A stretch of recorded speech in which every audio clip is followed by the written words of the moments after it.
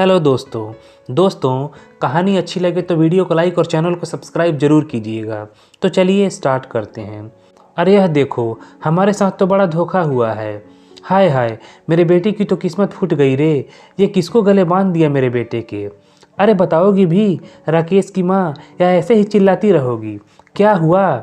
यहाँ आओ और खुद देख लो। मंजू जी का रोना सुन रमेश जी जब गृह प्रवेश के इंतजार में द्वार पर खड़ी अपनी नई नवेली बहू नीतू और बेटे राकेश के पास पहुँचे तो मंजू जी ने बहू का घूंघट उठा दिया। घूंघट हटते ही सभी के होश उड़ गए। यह क्या, जिस लड़की को उन्होंने राकेश के लिए पसंद किया था यह तो वह थी ही नहीं।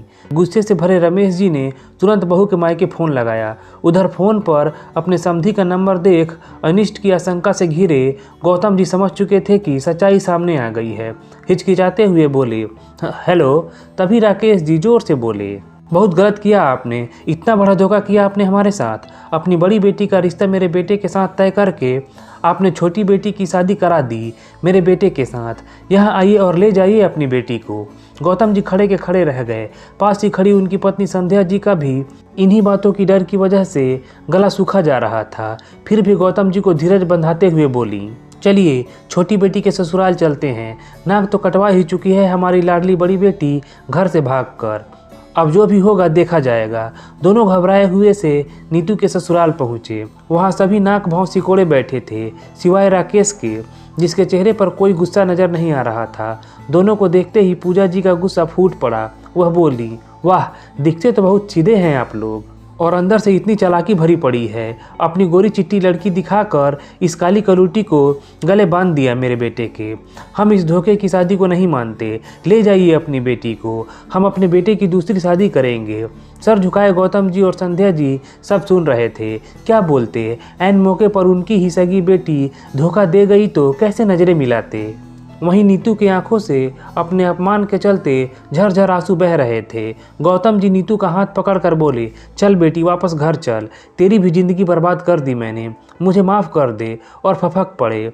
तभी बहुत देर से माँ बाप के खिलाफ बोलने की हिम्मत जुटाने की कोशिश कर रहा राकेश बोल ही पड़ा, रुक जाओ नीतू, तुम कहीं नहीं जाओगी, तुम यहीं रहोगी मेरी पत्नी बनकर, वह भी सम्मानपूर्वक। राकेश अपने माता पिता की ओर देखकर बोला, कोई गलती नहीं है इन लोगों की, मजबूर होकर इन्होंने यह कदम उठाया है।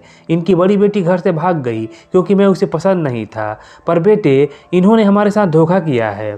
आपको दूसरों की धोखाधड़ी नज़र आती है, अपनी नहीं। आपकी बेटी जो कि 8वीं पास थी, उसकी 12वीं की झूठी मार्कशीट दिखाकर और पैसों के बलबूते आपने बहुत बड़े घर में उसकी शादी कर दी। सच्चाई सामने आने पर वह न जाने वहाँ कितने अत्याचार सह रही है, जानते हैं ना आप।